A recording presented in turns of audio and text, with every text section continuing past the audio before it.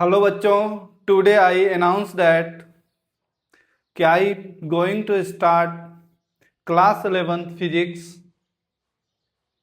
ये lecture series होगा जो रिकॉर्डेड लेक्चर होगा, जो अपलोड किया जाएगा lecture by lecture and chapter by chapter. ठीक। और ये लेक्चर सीरीज किन बच्चों के लिए है? वो बच्चे जो 10th पास करके 11th में गए हैं। ये उन बच्चों के लिए ये पूरी lecture series class 11th physics की पूरी लेक्चर सीरीज बहुत बेनिफिशियल होगी। और इसमें मैं क्लास 11th की पूरी फिजिक्स डिस्कस करूंगा, एकदम बेस से लेके जेई एडवांस लेवल तक। यानी ये जो पूरा लेक्चर है किन बच्चों के लिए होगा बेटा? जो बच्चे नीट का पेपर देना चाहते हैं, जेई मेंस का पेपर देना चाहते हैं, या जेई एडवांस का पेपर देना चाहते हैं, उन सारे बच्चों के लिए ये लेक्चर सीरीज होगा। या वो बच्चे जो फिजिक्स में ओलंपियाड का पेपर देना चाहते हैं, ये उन बच्चों के लिए भी काफ़ी बेनिफिशियल होगा। ठीक है, तो इसमें सारे रिकॉर्डेड लेक्चर होंगे और हर चैप्टर के अलग अलग प्लेलिस्ट होंगे, या फिर वो सारे प्लेलिस्ट क्लास 11th फिजिक्स नाम से जेई नीट आर्बिट चैनल पे आपको देखने को मिलेगा। इसमें लेक्चर्स क्रम में एक के बाद एक अपलोड होंगे। आप लोगों को एडवाइज किया जाएगा पहला लेक्चर देखने के बाद ही दूसरा लेक्चर देखें, यानी सारे लेक्चर को एक क्रम में ही कंप्लीट करें। ठीक है, किसी भी चैप्टर को उठाएं तो उसके जितने भी लेक्चर हैं एक से स्टार्ट करके लास्ट तक देखें, तभी आपका पूरा फिजिक्स उस चैप्टर का कंप्लीट होगा, एकदम बेसिक से लेके जेई एडवांस लेवल तक। और बात करते हैं अब इस लेक्चर में मैं किन किन बुक्स को फॉलो करूंगा। तो जो पहली बुक होगी वो क्या होगा बेटा? एनसीईआरटी। ये हमारी क्लास 11th की एनसीईआरटी, ये हमारी बेसिक बुक होगी बेटा। ये हमें बेसिक अंडरस्टैंडिंग के लिए होगी। अगर छोटे छोटे क्वेश्चन करने होंगे तो मैं इस बुक का रेफरेंस दूंगा। दूसरी जो बुक होगी वो कौन सी होगी? कंसेप्ट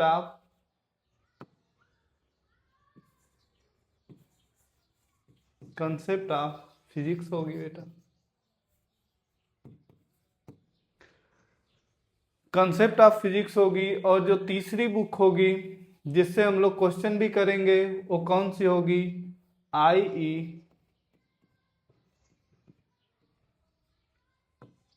आई इरोडो।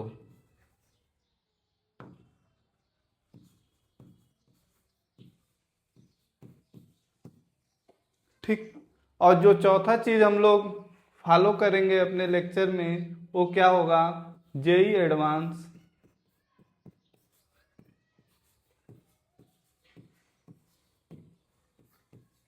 पीवाई।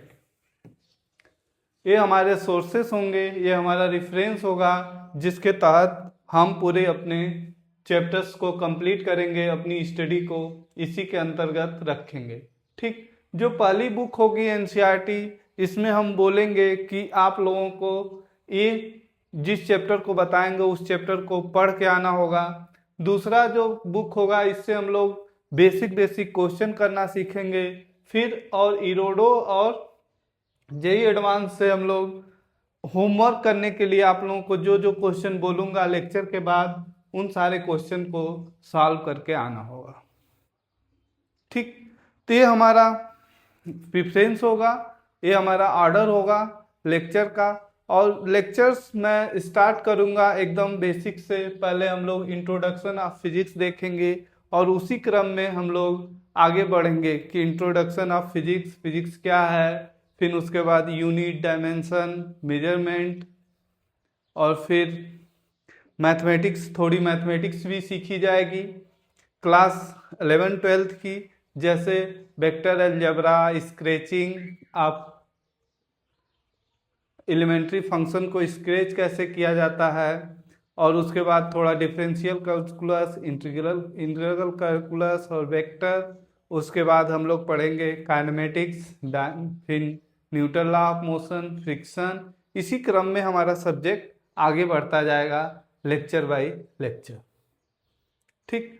और एक चीज और आप लोगों से गुजारिश होगी कि जो भी क्वेश्चन यहाँ पे दिए जाएंगे आप लोगों को कलम और पेन लेके बैठना है। अगर वाकई में फिजिक्स सीखना चाहते हैं तो कलम पेन के साथ बैठें और जो क्वेश्चन दिया जाए उसको खुद से पहले अटेम्प्ट करें, उसके बाद ही सॉल्यूशन देखें। यहाँ सिर्फ लेक्चर को देखना नहीं है, लेक्चर में बैठ के जो जो इंस्ट्रक्शन दिया जाएगा उसको फॉलो भी करना पड़ेगा। अगर आप लोग रियली में फिजिक्स सीखना चाहते हैं तो आप सभी बच्चों का स्वागत है इस चैनल पे। स्टार्ट करते हैं आज का लेक्चर। पहली बात है introduction of physics. What is physics? Physics is study of nature and it's law. तो जो फिजिक्स होता है बेटा वो सिर्फ हमारी जो सराउंडिंग है, हमारा नेचर है, उसका क्या है, स्टडी है। यानी नॉट ओनली सराउंडिंग बल्कि पूरे यूनिवर्स की क्या है, स्टडी है। और ये पता लगाना कि ये पूरा यूनिवर्स किन किन लॉज के अंतर्गत बिहेव करता है, उन सारे लॉ को क्या हम लोग बोलते हैं, collection of all this law को जो हम लोग जिस सब्जेक्ट में स्टडी करते हैं उसी को क्या बोलते हैं बेटा, फिजिक्स बोलते हैं। अगर डिफिनीशन पे देखा जाए तो क्या होता है फिजिक्स? डिफिनीशन अगर देखा जाए फिजिक्स की तो physics is study of nature and it's law.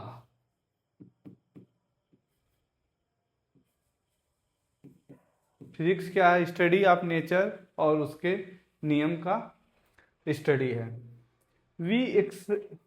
We expect that all different events in nature take place according to some basic laws. To revealing these laws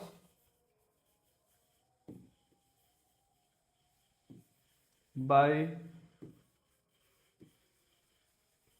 observed event is known as physics.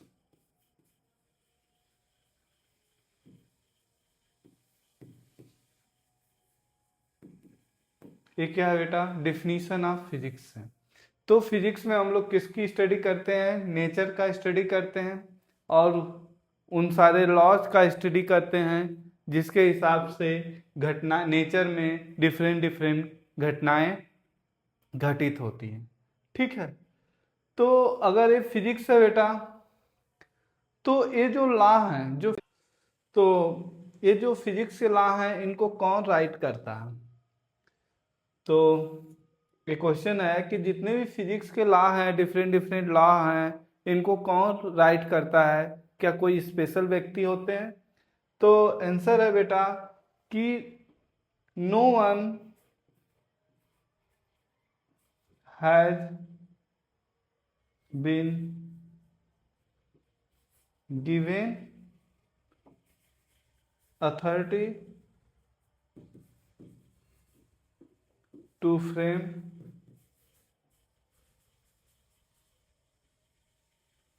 law. यानी कोई भी ऐसे व्यक्ति नहीं होते हैं, किसी को ऐसा कोई स्पेशल अथॉरिटी नहीं है जो फिजिक्स के लॉ बना सकते हैं।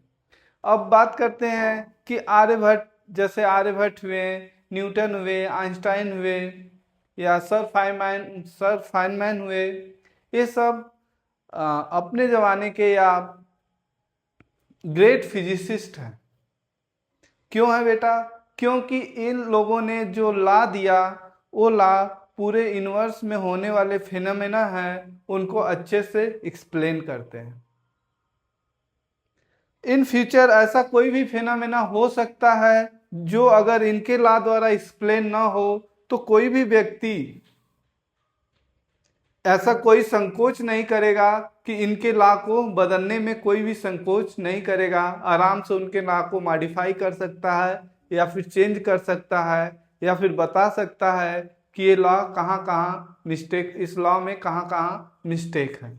ये कोई भी व्यक्ति हो सकता है, आप लोगों में से भी कोई व्यक्ति हो सकता है ऐसा जो कुछ लाभ फ्रेम करें अगर फिजिक्स को आगे परस्यू करते हो एज ए कैरियर तो। ठीक। दूसरी चीज आती है mathematics and physics.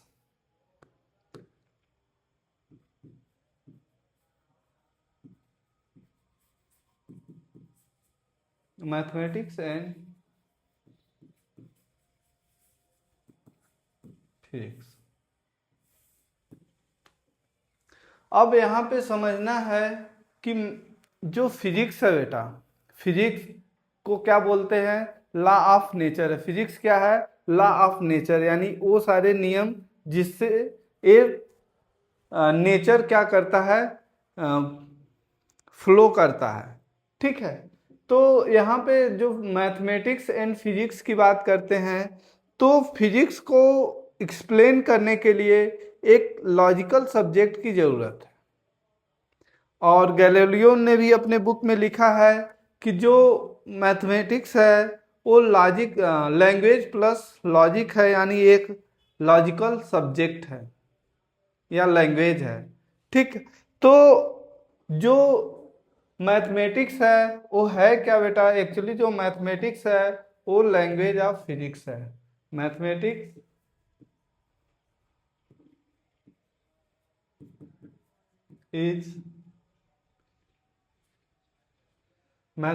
Is a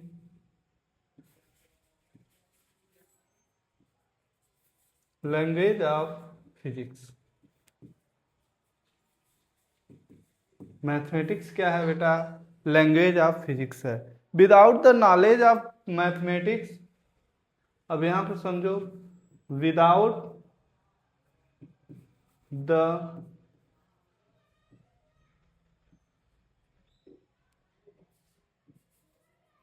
knowledge of mathematics,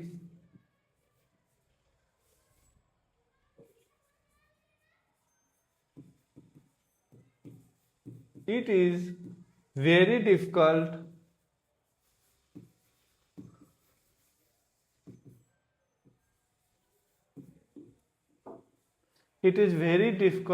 to discover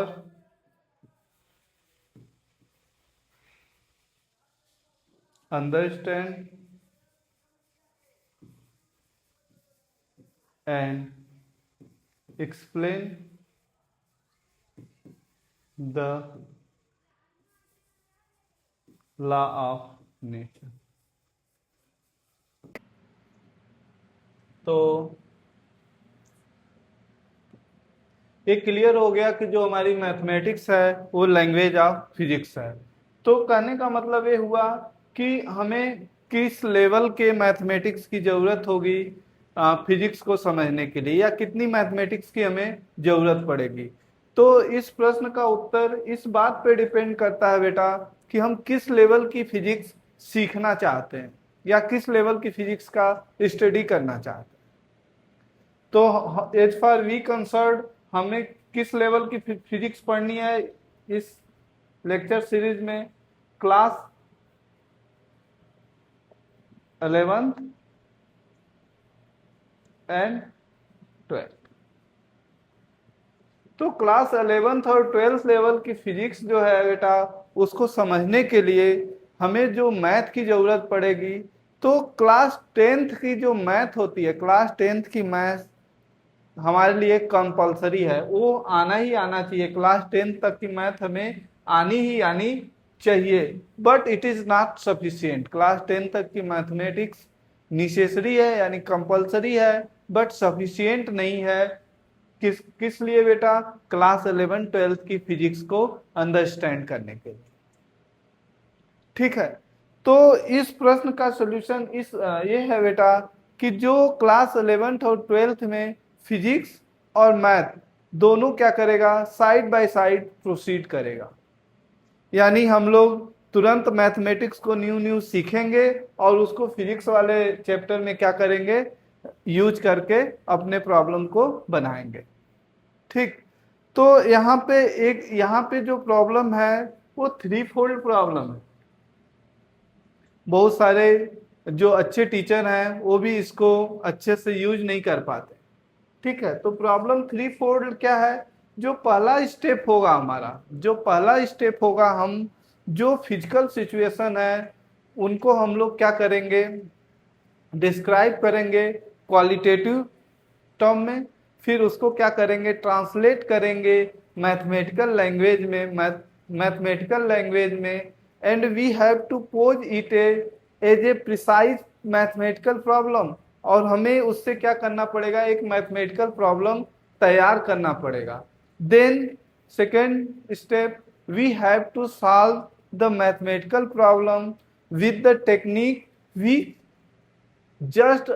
begin to learn. यानी जो टेक्निक अभी अभी हम लोग नया नया सीखना स्टार्ट किए हैं, उन्हीं टेक्निक्स को यूज करके हमें क्या करना पड़ेगा, अपने मैथमेटिकल क्वेश्चन को सॉल्व करना पड़ेगा। Then we have to retranslate the mathematical solution into physical terms, and और क्या करना पड़ेगा, and we have to interpret in descriptive manner. यानी हम लोग डिस्क्रिप्टिव मैनर में इनको क्या, या व्याख्यात्मक रूप से इसको क्या करना पड़ेगा, प्रस्तुत करना पड़ेगा, या इसको एक्सप्लेन करना पड़ेगा। ठीक है, तो हमारी प्रॉब्लम 3-fold है और काफ़ी ट्रिवियल है कि अभी हम लोग जो मैथ सीखे हैं उसी का यूज करना है हमें फिजिक्स में। तो ये सारी चीज़ें हम लोग धीरे धीरे सीखेंगे, और कुछ 11-12th की मैथ जिसकी ज़रूरत पड़ेगी उसको भी हम लोग थोड़ा थोड़ा बहुत शुरू में ही क्या करेंगे, सीखेंगे। जैसे हम लोग थोड़ा वेक्टर अलजेब्रा सीखेंगे, उसके बाद क्या सीखेंगे, कैलकुलस में जो differential calculus, integral calculus, scratching of the simple functions का जो स्क्रेच होता है वो सब सीखेंगे। तो ये हमारा इंट्रोडक्टरी क्लास था। नेक्स्ट क्लास से हम लोग प्योर फिजिक्स सीखना स्टार्ट करेंगे। थैंक यू बेटा, थैंक यू सो मच।